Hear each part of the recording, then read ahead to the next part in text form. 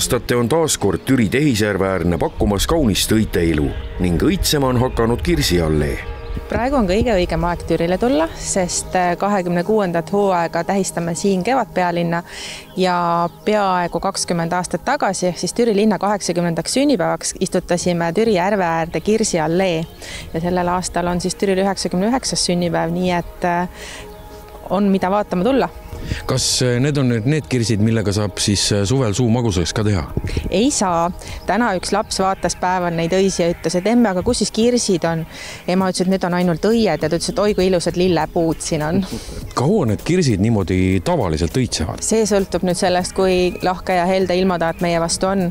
Et küll oodatakse seda kangesti sooja ilma, aga meie praegu hoiame pöialt, et see ilm nüüd sellisena ei jätkuks, kuna nagu paar päeva on olnud. Kui ilm on selline pisut jahedam, siis need õied püsivad päris kaua, et võiks arvata, et 1,5 nädalat on veel mida vaadata.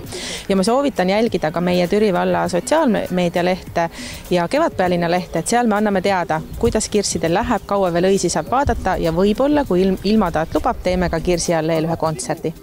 Igal kevadel võib vist öelda küll, et see Kirsiallee siin Türi tehisjärve ääres muutub justkui tõeliseks turismimagnetiks. Jah, võib öelda lisaks küll Kirna tulbiväljadele on praegusel ajal siis Kirsiallee üks tõesti Eesti turismimagneteid, aga mitte igal aastal, et oleneb ilmataadist ja tänavu aasta on ilmataat meid tõesti selle väikese soojaga siin õnnistanud ja tõesti Türi järve äärne on väga ilusasse õide puhkenud.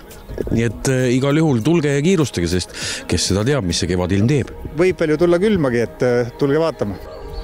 Teada-tuntud Türi lillelaat on ka varsti tulekul, et kas selle ajan huvitav kestavad need kirsiõied, et kas inimesed siis võivad tulla veel vaatama? No julgen arvata, et kirsid sellel ajal enam ei õitse.